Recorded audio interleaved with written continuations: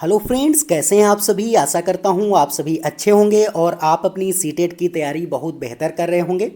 तो पर्यावरण अध्ययन की आज मैं ईवीएस की महामैराथन क्लास लेकर के आया हूं। मैं यहां पर बता दूं कि ये ईवीएस की मैं टोटल यहां पर आपको 4 वीडियो कराने वाला हूं, जिसमें कि सभी आपकी जितनी भी 6 थीम यहां पर ईवीएस से हैं उन सभी थीम को मैं कवर कराने वाला हूं एक एक करके। जैसे कि आज मैं यहां पर आपको आश्रय, परिवार एवं मित्र जो थीम है ईवीएस की, वो यहाँ पर पहले डिटेल में डिस्कस कराऊंगा कि इससे कौन कौन से क्वेश्चंस यहाँ पर आपके सीटेट में बनते हैं। तो उनको यहाँ पर पहले मैं कवर कराने के बाद में फिर इसके ईवीएस के इम्पॉर्टेंट क्वेश्चन मैं आप लोगों के साथ डिस्कस करने वाला हूं। तो ये काफ़ी इंपॉर्टेंट वीडियो होने वाली है। तो अगर आप ये चारों वीडियो यहाँ पर इस सीरीज़ के पूरे ईवीएस के देख लेंगे तो यकीन मानिए कि आपके यहाँ पर 30 में से 30 क्वेश्चन करेक्ट होने वाले हैं। तो ये काफ़ी इंपॉर्टेंट सीरीज़ होने वाली है, आप लोग इसको मिस बिल्कुल भी मत करिएगा। और अगर आप चैनल पर नए हैं तो इसको सब्सक्राइब कर लीजिए, जिससे कि जो आने वाले आगे के वीडियोज़ होंगे उनकी नोटिफिकेशन आपसे मिस नहीं होगी। और यहाँ पर जो आपकी ईवीएस की जो तैयारी है वो यहाँ पर बिल्कुल परफेक्ट हो जाएगी। चलिए, तो अब यहाँ पर हम स्टार्ट करते हैं। पहली थीम है, तो यहाँ पर पहली थीम जो है आश्रय, परिवार एवं मित्र। हम इसमें क्या क्या पढ़ने वाले हैं, तो सबसे पहले हम यहाँ पर जीव जंतुओं, पेड़ पौधों के यहाँ पर आश्रय पढ़ने वाले हैं। उसके बाद में यहाँ पर हम परिवार और मित्र के बारे में यहाँ पर हम डिटेल में डिस्कस करने वाले हैं। और इन्हीं थीम से आपके सीटेट में यहाँ पर क्वेश्चन बनते हैं। तो चलिए, यहाँ पर कौन कौन से क्वेश्चन बनते हैं उन सभी को वन लाइनर में यहाँ पर हम डिस्कस करते हैं। चलिए, पहला यहाँ पर पॉइंट है कि उभयचर हैं। तो यहाँ पर आपके सीटेट में पूछ लिया जाता है कि उभयचर जीव निम्न में से कौन है। अब वहाँ पर आपको 4 ऑप्शन दे दिए जाएंगे। अगर आपको पता होगा तब आप डायरेक्ट क्या करेंगे, आंसर लगाएंगे और आगे बढ़ जाएंगे। तो इसी तरीके से आपको यहाँ पर याद रखना है कि जो उभयचर यहाँ पर जीव जंतु होते हैं वो यहाँ पर मेढक होता है। उभयचर का मतलब होता है कि दोनों, मतलब कि वो पृथ्वी पर भी, मतलब कि सूखे में भी रह ले, और वो वाटर मतलब पानी में भी रह ले। जो यहाँ पर दोनों जगहों पर सरवाइव कर लेता है उसको उभयचर जीव कहा जाता है। तो यहाँ पर क्या हो जाएगा, उभयचर आपका मेढक हो जाएगा और मगरमच्छ हो जाएगा। आपने देखा होगा मेढक जो है वो पानी में भी रह लेते हैं और यहाँ पर बाहर मतलब अर्थ पर भी रह लेते हैं। ऐसे मगरमच्छ भी बाहर भी रह लेता है और पानी के अंदर भी रह लेता है। तो उभयचर कौन हो जाएंगे, मेढक और मगरमच्छ हो जाएंगे। नेक्स्ट है वे जीव जो मनुष्य के घर में रहते हैं। अब आपने देखा होगा कि आपके घर में कौन कौन से जीव रहते हैं। तो आपने छिपकली को देखा होगा, मकड़ी को देखा होगा और चूहा को देखा होगा। तो ये जो तीनों यहाँ पर जीव हैं ये मनुष्य के घर में रहते हैं। तो यहाँ से भी इसी तरीके से क्वेश्चन बन जाते हैं। मैंने यहाँ पर इजली तरीके से यहाँ पर वन लाइनर में सारी चीज़ें एनसीईआरटी से यहाँ पर पढ़ करके पूरी बुक, उसके बाद ये सारी चीज़ें मैंने यहाँ पर निचोड़ उनका निकाला है। तो काफ़ी इंपॉर्टेंट ये वीडियो है। चलिए नेक्स्ट देख लेते हैं कि उस पक्षी का नाम क्या है जिसका घोंसला लालटेन की तरह यहाँ पर होता है। तो वीवर पक्षी। कौन सा पक्षी है, तो वीवर पक्षी जो होता है उसका घोंसला जो है बिल्कुल लालटेन, आपने देखा होगा उसी तरीके से होता है। तो ये भी आपको यहाँ पर ध्यान रखना है। नेक्स्ट है कि पक्षियों में सबसे बड़ा घोंसला किसका होता है, तो चील का होता है। सबसे बड़ा घोंसला किसका होता है, चील का होता है। और अगर आप बात करें चील की, तो सबसे ऊंचे पेड़ पर अगर बात करें कि सबसे ऊंचे पेड़ पर घोंसला कौन बनाता है, पेड़ पर घोंसला कौन बनाता है, तो चील बनाती। लेकिन अगर यहीं से आपसे क्वेश्चन पूछ लिया जाए कि सबसे ऊंची डाली पर, सबसे ऊंची डाली पर कौन घोंसला बनाता है, डाली पर घोंसला कौन बनाता, तो ये आपको याद रखना है। ये जो घोंसला है वो कौवा बनाता है। ये दोनों पॉइंट जो है काफ़ी इसमें बच्चे कंफ्यूज रहते हैं। अगर यहाँ पर आपसे पूछ लिया जाए कि सबसे ऊंची डाली, अगर डाल की बात की जाए तो कौवा हो जाएगा, और सबसे ऊंचे पेड़ की बात की जाए तो यहाँ पर चील हो जाएगी। तो ये दोनों चीज़ें आपको ध्यान रखना है यहाँ से। चलिए नेक्स्ट देख लेते हैं कि लगभग सभी पक्षी अंडे देने के लिए घोंसला बनाते हैं। अंडे में से बच्चे निकल आते हैं तब यह घोंसला छोड़ देते हैं। परंतु कौन सा यहाँ पर पक्षी ऐसा है जो अपने घोंसले को साल दर साल यहाँ पर उपयोग करता है, तो चील करता है। मतलब चील जो है एक बार अगर घोंसला बना लेता है तो उसको कई वर्षों तक, 8 से 9 10 वर्षों तक यहाँ पर वो उसी घोंसले को यूज़ किया करता है। लेकिन जो और पक्षी होते हैं वो एक बार घोंसला बनाते हैं, उनके यहाँ पर वो अंडे देते हैं और उसके बाद में जब उसमें चूजे निकल आते हैं तो वो क्या करते हैं, घोंसला छोड़ के चले जाते हैं। तो लेकिन यहाँ पर आपको ये ध्यान रखना कि जो चील है वो एक बार घोंसला बनाती है और बहुत सालों तक उसी का यूज़ करती है। तो ये सारे पॉइंट आपको यहाँ से ध्यान रखना है। तो चलिए अब नेक्स्ट स्लाइड देख लेते हैं। तो नेक्स्ट स्लाइड है कि मिट्टी के घर प्रायः कहाँ पाए जाते हैं। तो जो मिट्टी के घर हैं वो राजस्थान में पाए जाते हैं, जहाँ पर गर्मी सबसे ज़्यादा पड़ती है। तो यहाँ पर क्योंकि राजस्थान में आप जानते ही हैं रेगिस्तानी इलाका है और वहाँ पर गर्मी सबसे ज़्यादा पड़ती है, इसलिए वो क्या करते हैं, वहाँ पर मिट्टी के घर बनाते हैं। क्योंकि मिट्टी जो होती है बाहर की गर्मी को अंदर नहीं आने देती, तो अंदर का जो घर होता है वो वहाँ पर ठंडा रहता है, इसीलिए जो राजस्थान के घर होते हैं वो यहाँ पर मिट्टी के बनाए जाते हैं। नेक्स्ट आ जाएगा कि बांस और लकड़ी के घर कहाँ बनाए जाते हैं। तो बांस और लकड़ी के घर जो है वो असम में बनाए जाते हैं, और ये क्या किए जाते हैं, बांस के पूरे घर होते हैं और यहाँ पर ज़मीन से 8 से 10 फुट में, या फिर कह सकते हैं 10 से 12 फुट ऊंचाई पर होते हैं, क्योंकि वहाँ पर बारिश बहुत ज़्यादा होती है। बाढ़ सबसे ज़्यादा असम में ही आती है। तो क्या होता है कि वहाँ पर अगर वो ऊंचे मकान नहीं बनाएंगे तो जैसे ही बाढ़ आएगी उनके घर जो है सभी टूट जाएंगे और जो है उनको ज़्यादा नुकसान होगा। इसलिए असम के घर जो है वो यहाँ पर ज़मीन से ऊंचाई पर बनाए जाते हैं और बांस के बनाए जाते हैं। नेक्स्ट है यहाँ पर लद्दाख के लोग अपने घरों की निचली मंजिल का उपयोग किस लिए करते हैं। तो यहाँ पर आपने देखा होगा कि जो लद्दाख के घर होते हैं उनकी जो मंजिलें होती हैं वो 2 से 3 मंजिला वहाँ पर मकान होते हैं, और जो सबसे निचली मंजिल होती है जिसको कि हम बेसमेंट कहते हैं, वहाँ पर वो क्या करते हैं, तो सामान और जीवों को रखने के लिए यहाँ पर वो निचली मंजिल का उपयोग करते हैं। ये आपको ध्यान रखना है। देखो वहाँ पर निचली मंजिल में कोई भी खिड़की नहीं होती, ये भी आपको ध्यान रखना है। और फर्स्ट जो मंजिल होती है, पहली जो मंजिल होती है, उसमें उनकी एक खिड़की होती है, ये भी आपको ध्यान रखना है। चलिए नेक्स्ट है इग्लू होता है। तो इग्लू क्या होता है, गुंबद के आकार का बर्फ़ का घर जो होता है उसको इग्लू कहा जाता है। ये जहाँ पर ज़्यादा बर्फ़ पड़ती है और वहाँ पर क्या किया जाता है, ये घर जो है बनाए जाते हैं, क्योंकि बर्फ़ जो है बाहरी हवा को यहाँ पर नहीं आने देती है, इसलिए वो लोग क्या करते हैं, गुंबद के आकार का एक बर्फ़ का घर बना देते हैं जिसको कि इग्लू कहा जाता है। चलिए अब नेक्स्ट स्लाइड है यहाँ पर। तो नेक्स्ट स्लाइड है कि चांगपा जो जनजाति है उसके द्वारा एक बनाए जाने वाली अस्थायी निवास को क्या कहा जाता है, तो रेबो कहा जाता है। नेक्स्ट आ जाएगा कि चांगपा जनजाति अपना अस्थायी निवास बनाने के लिए एक जानवर के बालों में से पट्टियाँ यहाँ पर बनाते हैं, फिर इन जो पट्टियों को आपस में मिलाकर अपना टेंट बनाते हैं। यह जीव कौन सा होता है, तो कौन से जीव की खाल की यहाँ पर पट्टियाँ बनाई जाती, उनके बालों से पट्टियाँ बनाई जाती, तो याक की जो है वो पट्टियाँ बनाई जाती हैं, ये भी आपको ध्यान रखना है। चलिए नेक्स्ट है कि ख़त्म बंद है। तो ख़त्म बंद क्या होता है, लकड़ी की नक्काशी, लकड़ी पर एक तरीके की यहाँ पर नक्काशी मतलब कि डिज़ाइन यहाँ पर कर दी जाती है, और ये जो डिज़ाइन होती है उसी को ख़त्म बंद बोला जाता है। ये आपको जो है कश्मीर में डल झील में मतलब कि देखने को, जो डल लेक है वहाँ पर जो नाव होती हैं वो आप वहाँ पर देखने को मिल जाएगा कि जो नाव होती हैं वो लकड़ी की बनी होती हैं, और नाव पर अच्छी नक्काशी मतलब लकड़ी के ऊपर अच्छी नक्काशी बनाई जाती है, उसी को ख़त्म बंद बोला जाता है। तो यहाँ से ये भी ध्यान रखना है। चलिए नेक्स्ट है कि मिट्टी के जो फर्श होते हैं उनको गोबर से यहाँ पर क्यों लिपा जाता है, ताकि उनमें क्या नहीं लग पाए, तो कीड़े ना लगें, इसीलिए गोबर से यहाँ पर गाय का गोबर जो लिया जाता है उसके बाद में उसकी लिपाई की जाती है। तो इसीलिए वो किया जाता है कि ताकि वहाँ पर कीड़े ना लगें। ये आपको राजस्थान में सबसे ज़्यादा देखने को मिलेगा, क्योंकि राजस्थान में क्या है, मिट्टी के घर होते हैं और मिट्टी के घरों पर यहाँ पर दीवालों पर ही इससे लिपाई की जाती है गोबर से। तो ये भी आपको यहाँ से ये सारी चीज़ें ध्यान रखनी है। चलिए नेक्स्ट स्लाइड है कि माँ बाप से बच्चों में जो गुण स्थानांतरण होते हैं उन्हें क्या कहा जाता है, तो अनुवांशिकता कहा जाता है। जब भी बच्चे में जो गुण आपको देखने को मिलते हैं वो माँ बाप से आते हैं, और जो माँ बाप से यहाँ पर गुण आते हैं उनको क्या बोला जाता है, यहाँ पर अनुवांशिकता बोला जाता है। नेक्स्ट है यहाँ पर कि किसी जीव का वह परिवेश जिसमें वह रहता है कहलाता है। तो कोई भी जीव जिस मतलब कि वहाँ पर रहता है परिवेश में, उसको आवास या फिर आश्रय कहा जाता है, ये भी आपको ध्यान रखना है। चलिए नेक्स्ट है कि जिस परिवार में दादा दादी, चाचा चाची, ताऊ ताई, माँ बाप और बच्चे रहते हैं तो उसे क्या कहते हैं, यहाँ पर जॉइंट फैमिली कहते हैं, संयुक्त परिवार कहते हैं। तो वहाँ पर संयुक्त परिवार क्या होता है, एक बड़ा परिवार होता है, उसमें क्या होता है, दादा दादी होते हैं, चाचा चाची होते हैं, ताऊ ताई होते हैं, और मम्मी पापा भी बच्चों के होते हैं, और उसमें बच्चे भी रहते हैं, विवाहित और अविवाहित दोनों प्रकार के बच्चे होते हैं। तो उसको बोला जाता है यहाँ पर जॉइंट फैमिली, संयुक्त परिवार।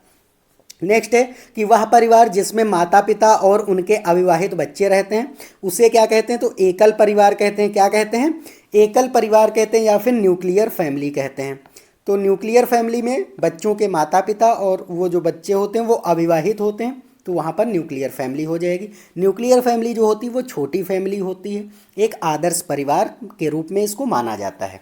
चलिए अब नेक्स्ट है, तो यहाँ पर मैंने जो भी वन लाइनर आपसे आश्रय परिवार एवं मित्र जो थीम है उससे जितने भी क्वेश्चन आपके सीटेट में पूछे जा सकते थे वो सभी मैंने यहाँ पर डिटेल में डिस्कस करा दिए हैं। चलिए अब यहाँ पर जो है क्वेश्चंस कर लेते हैं। ये भी क्वेश्चंस काफ़ी इंपॉर्टेंट आपको मिलने वाले हैं, तो अभी भी आपको यहाँ पर पूरा वीडियो देखना है। अगर आपको ये वीडियो अच्छा लग रहा है तो वीडियो को एक बार लाइक कर दीजिए और चैनल पर नए हैं तो ज़रूर इसको सब्सक्राइब कर दीजिए, क्योंकि जो आगे अभी आने वाले वीडियोज़ हैं उसमें भी मैं एक एक यहाँ पर आपकी थीम लेकर के आऊँगा और साथ साथ में उसी के क्वेश्चंस यहाँ पर मैं डिस्कस कराने वाला हूँ। तो चलिए यहाँ पर स्टार्ट करते हैं। पहला क्वेश्चन, तो पहला क्वेश्चन है कि बच्चों में प्रतिदिन डायरी लिखने, मौसम दर्ज करने एवं उससे संबंधित प्रश्न पूछने पर बच्चों में किस प्रकार का यहाँ पर कौशल विकसित होता है। तो यहाँ पर कौन से कौशल का विकास होता? अनुमान लगाने का कौशल, लेखन कला का कौशल, संप्रेषण कौशल या फिर मापने का कौशल यहाँ पर हो जाएगा। तो कौन सा कौशल? तो यहाँ पर संप्रेषण कौशल जो होता है वो यहाँ पर बच्चों का विकसित हो जाएगा, क्योंकि आप क्या कर रहे हैं, प्रतिदिन डायरी लिखने, मौसम वहाँ पर कैसा मौसम है उसको यहाँ पर दर्ज करने और उससे संबंधित आप प्रश्न अगर बच्चों से पूछेंगे तो यहाँ पर संप्रेषणात्मक जो कौशल होगा वो विकसित हो जाएगा। चलिए नेक्स्ट क्वेश्चन है कि अर्थशास्त्र की मूलभूत अवधारणाओं की समझ विकसित की जाती है। तो अर्थशास्त्र की मूलभूत अवधारणाओं की समझ कैसे विकसित की जाती है कि अगर आप बच्चे को बाजार के रोल प्ले का आयोजन करवाएंगे आप, या फिर बैंक पोस्ट ऑफिस का भ्रमण करवाएंगे। सी ऑप्शन है कि मूल्य जैवीय मूर्त अवधारणा को यहाँ पर उदाहरणों द्वारा व्यक्त करके, या फिर उपरोक्त सभी हो जाएगा। तो यहाँ पर जो है उपरोक्त सभी, इसके द्वारा अर्थशास्त्र की मूलभूत अवधारणाएं जो होते हैं, कॉन्सेप्ट जो होते हैं वो बच्चे में विकसित होंगे। अगर आप बच्चे का यहाँ पर बाजार का रोल प्ले करवाएंगे उसमें भी वो अर्थशास्त्र यहाँ पर इकोनॉमिक्स की चीज़ें जानेगा। बैंक पोस्ट ऑफिस भी यहाँ पर मूल्य जैवीय अमूर्त अवधारणा यहाँ पर जो भी धारणा होती है उसमें, तो इन सभी में जो है अर्थशास्त्र की यहाँ पर भूमिका जो होती है उसमें उनकी कॉन्सेप्ट डेवलपमेंट होंगे, इसलिए क्या हो जाएगा, डी ऑप्शन यहाँ पर करेक्ट हो जाएगा। चलिए अब नेक्स्ट क्वेश्चन है 3 नंबर क्वेश्चन कि पर्यावरण के अंतर्गत आते हैं। तो पर्यावरण के अंतर्गत क्या यहाँ पर आता है? पेड़ पौधे आते हैं, जीव जंतु आते हैं, रिश्ते नाते संस्कृति आ जाती है, मकान सड़कें पूजा स्थल आ जाता है, या फिर उपरोक्त सभी यहाँ पर आपका करेक्ट हो जाएगा। तो पर्यावरण के अंतर्गत तो ये सारी चीज़ें आती है, इसलिए डी ऑप्शन आपको लॉक कर देना है। चलिए नेक्स्ट क्वेश्चन है कि शारदा एक्ट का संबंध निम्न में से किससे है? बाल विवाह से है, दहेज प्रथा से है, बाल श्रम से है, या फिर अनिवार्य शिक्षा से यहाँ पर है।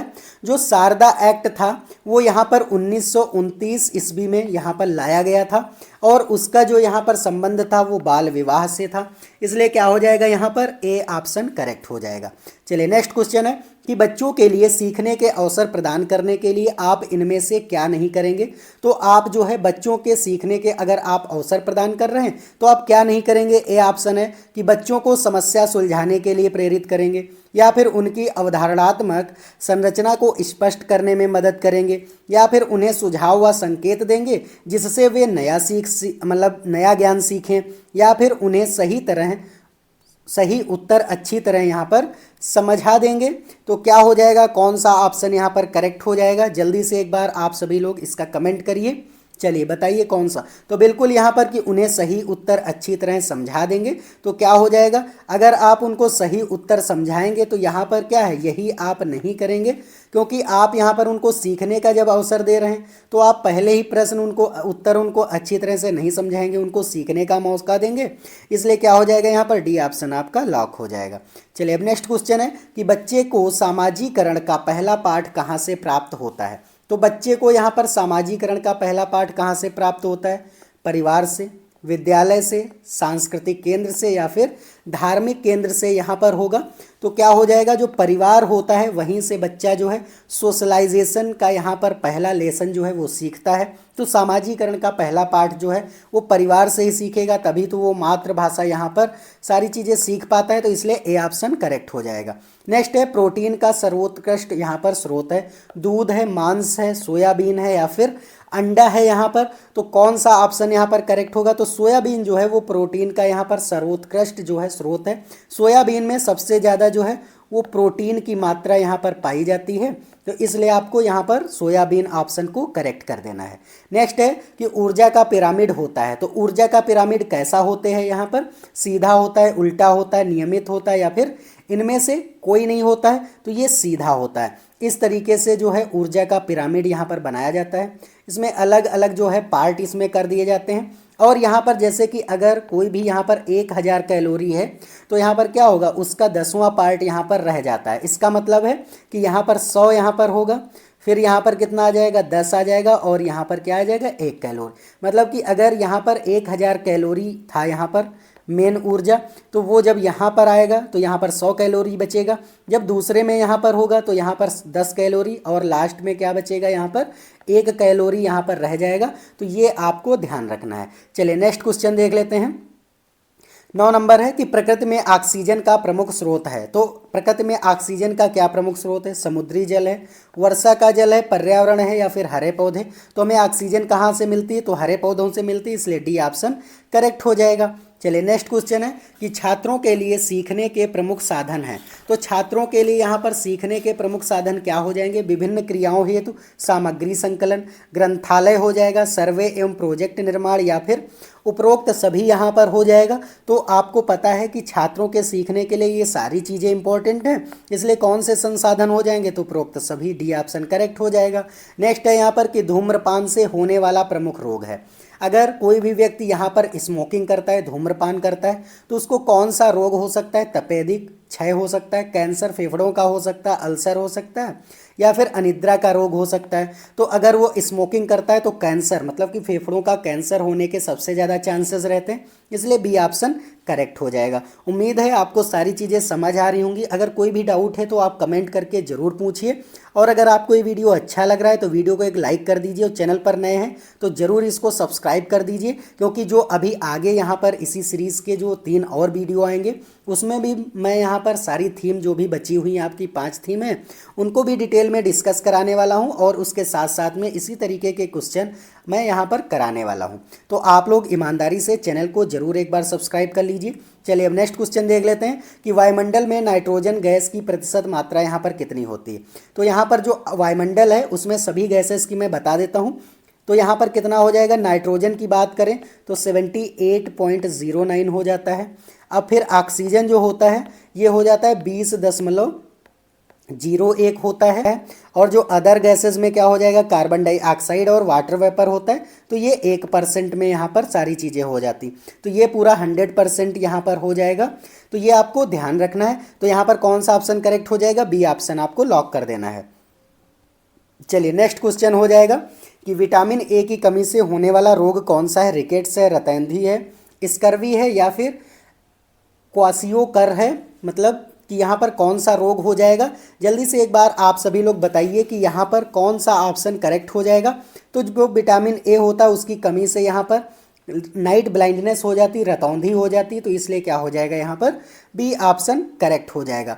देखो स्कर्वी जो रोग होता है यहाँ पर वो विटामिन सी की कमी से होता है, ये भी आपको ध्यान रखना है। रिकेट्स जो है वो विटामिन डी की कमी से होता है, विटामिन डी की कमी से क्या हो जाता है? रिकेट्स रोग हो जाता है। और स्कर्वी जो है वो विटामिन सी की कमी से होता है, इसमें मसूड़े सूज जाते हैं। और रिकेट्स में क्या होता है कि हड्डियां जो हैं वो कमज़ोर हो जाती और टेढ़ी हो जाती।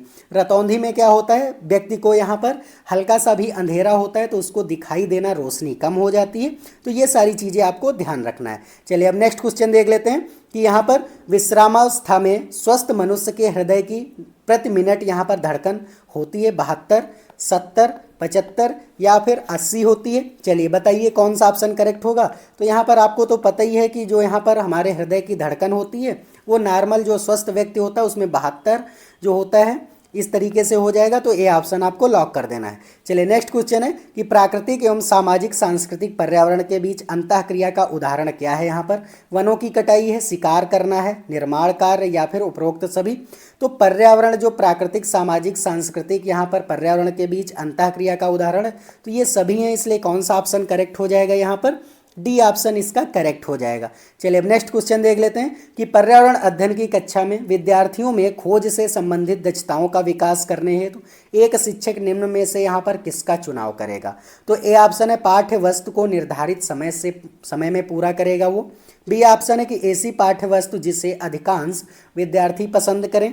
सी ऑप्शन है कि ऐसी पाठ्य वस्तु जो विद्यार्थियों के लिए महत्वपूर्ण हो, या फिर ऐसी पाठ्य वस्तु जो विद्यार्थियों के दैनिक जीवन से यहाँ पर जुड़ी समस्या से हो। तो कौन सा यहाँ पर ऑप्शन करेक्ट हो जाएगा, तो डी ही ऑप्शन यहाँ पर करेक्ट हो जाएगा, क्योंकि यहाँ पर कह रहा है कि ऐसी पाठ्य वस्तु जो विद्यार्थियों के दैनिक जीवन या अगर उनकी डेली लाइफ से जुड़ी होगी तो विद्यार्थी यहाँ पर जल्दी से वो कनेक्ट कर पाते हैं और यहाँ पर वो सक्रिय रूप से अधिगम कर पाते हैं, इसलिए क्या हो जाएगा, डी ऑप्शन करेक्ट हो जाएगा। चलिए नेक्स्ट क्वेश्चन है कि विद्यालयीन यहाँ पर शिक्षा में सही शिक्षक छात्र अनुपात यहाँ पर कितना होगा। तो विद्यालयी शिक्षा में यहाँ पर सही शिक्षक और छात्र अनुपात जो होगा वो कितना हो जाएगा, तो एक शिक्षक होना चाहिए और उस पर कितने होने चाहिए, 30 स्टूडेंट होने चाहिए। तो ए ऑप्शन ही करेक्ट हो जाएगा। चलिए नेक्स्ट क्वेश्चन है कि मौसम के दृष्टिकोण से उष्ण कटिबंधीय प्रदेश का यहाँ पर प्रमुख लक्षण क्या है। तो वर्ष भर गर्मी रहना, ठंड में अधिक ठंड एवं गर्मी में हल्की गर्मी, साल भर अधिक जाड़ा या ठंड, या फिर ठंड में कम ठंडी एवं गर्मी में हल्की गर्मी होगा। चलिए बताइए इसका कौन सा आंसर करेक्ट हो जाएगा, चलिए बताइए जल्दी से। बिल्कुल वर्ष भर गर्मी रहना, क्योंकि यहाँ पर उष्णकटिबंधीय यहाँ पर जो प्रदेश होते हैं वहाँ पर वर्ष भर गर्मी रहती है, इसलिए क्या हो जाएगा, ए ऑप्शन करेक्ट हो जाएगा। चलिए नेक्स्ट क्वेश्चन है कि पर्यावरण की पाठ्यचर्या में शामिल होना चाहिए। तो पर्यावरण की पाठ्यचर्या में क्या शामिल होना चाहिए, बच्चों के अनुभव शामिल होने चाहिए, स्कूल का वातावरण शामिल होना चाहिए, उपयुक्त पाठ्यक्रम शामिल होना चाहिए, या फिर उपरोक्त सभी। यहाँ पर तो उपरोक्त सभी शामिल होने चाहिए। चलिए तो डी ऑप्शन यहाँ पर करेक्ट हो जाएगा। नेक्स्ट है कि दिन और रात होने का प्रमुख कारण क्या है। सूर्य का अपनी धुरी पर घूमना, चंद्रमा का अपनी धुरी पर घूमना, पृथ्वी का अपनी धुरी पर घूमना, या फिर उपरोक्त सभी यहाँ पर हो जाएगा। तो चलिए बताइए कौन सा यहाँ पर ऑप्शन करेक्ट हो जाएगा। तो पृथ्वी जो है जब अपनी धुरी पर यहाँ पर घूमती है तो क्या हो जाता है, यहाँ पर दिन और रात होते हैं, इसलिए क्या हो जाएगा, यहाँ पर सी ऑप्शन करेक्ट हो जाएगा। देखो पृथ्वी की जो है वो गतियाँ जो हैं वो दो प्रकार की हैं। कौन कौन सी हैं पृथ्वी की, एक तो है यहाँ पर रोटेशन है और दूसरा क्या है, रिवोल्यूशन है। तो यहाँ पर क्या है, तो यहाँ पर जो रोटेशन होता है मतलब कि अपने जब अक्ष पर वो घूमती रोटेट करती है तो यहाँ पर दिन रात होते हैं, और जब रिवोल्यूट करती है इसका मतलब है कि मौसम चेंज होता है। मौसम जैसे कि जाड़ा गर्मी बरसात ये सभी मौसम चेंज होते हैं। तो ये दोनों जो है पृथ्वी की गतियाँ आपको ध्यान रखना है, इसलिए यहाँ पर सी ऑप्शन करेक्ट हो जाएगा। चलिए नेक्स्ट क्वेश्चन है कि बच्चों के सीखने के तरीकों पर सबसे पहले अध्ययन करने वाले व्यक्ति थे। तो बच्चों के सीखने के तरीकों पर सबसे पहले अध्ययन करने वाले कौन से व्यक्ति थे, जीन पियाजे एवं एल.एम. वाइगोत्स्की थे। जीन पियाजे और ब्रूनर थे, एल.एन. वाइगोत्स्की और ब्रूनर थे, या फिर ब्रूनर और स्पीयरमैन थे। चलिए बताइए कौन सा ऑप्शन करेक्ट होगा। तो बिल्कुल यहाँ पर जो बच्चों के सीखने पर है वो यहाँ पर जीन पियाजे और वाइगोत्स्की यहाँ पर थे।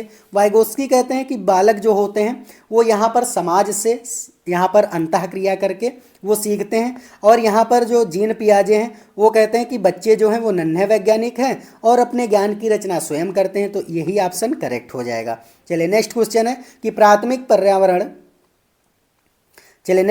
कि प्राकृतिक पर्यावरण के प्रमुख घटक हैं। तो प्राकृतिक पर्यावरण के कौन से प्रमुख घटक हैं, सभी जीव हैं। भू आकृतिक यहाँ पर कारक है, या फिर जलवायुवीय कारक है, या फिर ये सभी हो जाएगा। तो यहाँ पर ये सभी जो है पर्यावरण के घटक हैं, इसलिए डी ऑप्शन करेक्ट हो जाएगा। चलिए नेक्स्ट क्वेश्चन है कि पर्यावरण अध्ययन की कक्षा में बच्चों के अनुभवों को महत्व देना चाहिए क्योंकि। तो यहाँ पर अगर आप ईवीएस के एक टीचर हैं और आप बच्चों को यहाँ पर पर्यावरण अध्ययन पढ़ा रहे हैं तो वहाँ पर बच्चों के अनुभवों को यहाँ पर कैसे महत्व देना चाहिए कि बच्चों को अपनी बात बताने में आनंद आता है। बी ऑप्शन है कि इससे बच्चों का अदायी कौशल परिमार्जित होता है, या फिर अभिव्यक्ति के कौशल का विकास होता है, या फिर विषय को बच्चों के अनुभवों से यहाँ पर जोड़ने पर सीखने की प्रक्रिया को यहाँ पर बढ़ावा मिलता है। तो बिल्कुल यहाँ पर विषय को बच्चों के अनुभवों से अगर आप जोड़ेंगे तो बच्चों के यहाँ पर सीखने में उनकी प्रक्रिया जो होती है उनमें बढ़ावा मिलता है, इसलिए डी ऑप्शन ही क्या होगा, करेक्ट हो जाएगा। चलिए नेक्स्ट क्वेश्चन है कि हमारे शरीर के किस अंग के द्वारा अमोनिया को यूरिया में यहाँ पर बदला जाता है। आपको बताना है कि हमारे शरीर का ऐसा कौन सा अंग है, कौन सा भाग है जो कि अमोनिया को यूरिया में चेंज कर देता है। यकृत है, वृक्क है, फेफड़े हैं, या फिर हृदय यहाँ पर है। चलिए बताइए, तो यहाँ पर यकृत, जिसको कि हम क्या कहते हैं, लीवर कहते हैं, यही क्या करता है, आप जो यहाँ पर अमोनिया होती है उसको यूरिया में चेंज कर देता है, इसलिए क्या हो जाएगा यहाँ पर ए ऑप्शन करेक्ट हो जाएगा। चलिए नेक्स्ट क्वेश्चन है यहाँ पर कि एक पोषण स्तर से दूसरे पोषण स्तर पर ऊर्जा का कितना भाग स्थानांतरित होता है। चलिए बताइए जल्दी से कि अभी मैंने यहाँ पर ऊर्जा का पिरामिड आपको बताया था और यहाँ पर आपसे ये भी बताया था कि अगर यहाँ पर 1000 कैलोरी है तो यहाँ पर 100 कैलोरी बचेगा, फिर यहाँ 10 बचेगा और यहाँ 1 बचेगा कैलोरी। तो देख लीजिए यहाँ पर कितना भाग जाता है, तो ये कितना भाग यहाँ पर जाएगा, तो 10% ही तो भाग यहाँ पर जाता है।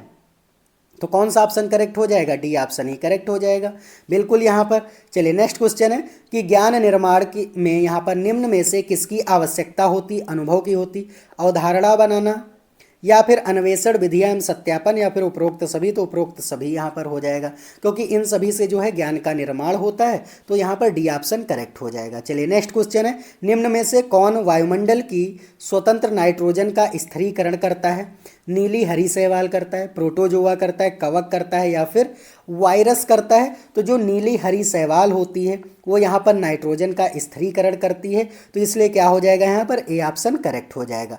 चलिए नेक्स्ट है कि सामाजिक बुराइयों का उदाहरण है, बाल विवाह है, दहेज प्रथा है, बाल श्रम है, या फिर ये सभी हो जाएंगे। चलिए बताइए जल्दी से कौन सा ऑप्शन यहाँ पर करेक्ट हो जाएगा। तो बिल्कुल ये सभी हो जाएंगे क्योंकि ये सभी सामाजिक बुराइयों के उदाहरण हैं, तो यहाँ पर डी ऑप्शन आपको लॉक कर देना है। चलिए नेक्स्ट क्वेश्चन है कि पर्यावरण अध्ययन की कक्षा होनी चाहिए। तो पर्यावरण अध्ययन की कक्षा कैसी होनी चाहिए, गतिविधि आधारित कक्षा होनी चाहिए, पाठ्य पुस्तक पर आधारित कक्षा होनी चाहिए, पाठ्य पुस्तक में दी गई गतिविधियों पर आधारित कक्षा, या फिर उपरोक्त सभी यहाँ पर होना चाहिए। तो यहाँ पर क्या होना चाहिए, तो यहाँ पर गतिविधि जो है आधारित कक्षा होनी चाहिए, उसमें आप अगर एक्टिविटी कराएंगे तो बच्चे जो है सक्रिय रूप से यहाँ पर अधिगम कर पाएंगे, इसलिए क्या हो जाएगा यहाँ पर ए ऑप्शन करेक्ट हो जाएगा। चलिए नेक्स्ट क्वेश्चन है, तो 30 नंबर ये क्वेश्चन है कि बच्चों में सामाजिक भावना का विकास करने के लिए निम्न में से कौन सा यहाँ पर प्रयास जो है वो सर्वोत्तम हो जाएगा। तो ए ऑप्शन है कि विद्यालय में विभिन्न त्योहारों का आयोजन करना, बी ऑप्शन है कि अभिभावकों को विद्यालय में आमंत्रित कर बैठकों का यहाँ पर आयोजन करना, सी ऑप्शन है कि बच्चों को स्वस्थ स्पर्धा के लिए तैयार करना, या फिर विद्यालय में बाल मेला आयोजित करना। चलिए बताइए कौन सा यहाँ पर ऑप्शन करेक्ट हो जाएगा। तो बिल्कुल यहाँ पर सी ऑप्शन ही क्या होगा, करेक्ट हो जाएगा कि बच्चों को स्वस्थ स्पर्धा के लिए यहाँ पर तैयार करना। स्वस्थ स्पर्धा का मतलब है फेयर कंपटीशन, मतलब कोई भी यहाँ पर चीटिंग नहीं। तो यहाँ पर जो फेयर कंपटीशन होगा उसके लिए अगर आप बच्चों को यहाँ पर तैयार कर रहे हैं, तो यहाँ पर सामाजिक भावना का विकास करने के लिए यहाँ पर आप जो है सर्वोत्तम प्रयास कर रहे हैं, इसलिए क्या हो जाएगा यहाँ पर सी ऑप्शन करेक्ट हो जाएगा। तो ये यहाँ पर 30 क्वेश्चंस थे। उम्मीद है आपको सारी चीज़ें, सारे क्वेश्चन समझ आए होंगे। अगर आपको कोई भी डाउट है तो आप कमेंट करके ज़रूर पूछिए, और अगर आपको ये वीडियो अच्छा लगा है तो वीडियो को एक बार लाइक कर दीजिए, और चैनल पर नए हैं तो इसको ज़रूर सब्सक्राइब कर दीजिए। और अगर आपको ये PDF चाहिए इसका, जो अभी मैंने यहाँ पर ये वाला PDF कराया है, तो अगर आपको यही वाला PDF चाहिए तो आप मेरा टेलीग्राम चैनल ज्वाइन कर सकते हैं, वहाँ से आप ये PDF ईजिली आप डाउनलोड कर पाएंगे। तो चलिए आज के लिए इतना ही है, अब मिलते हैं नेक्स्ट वीडियो में, तब तक के लिए जय हिंद जय भारत।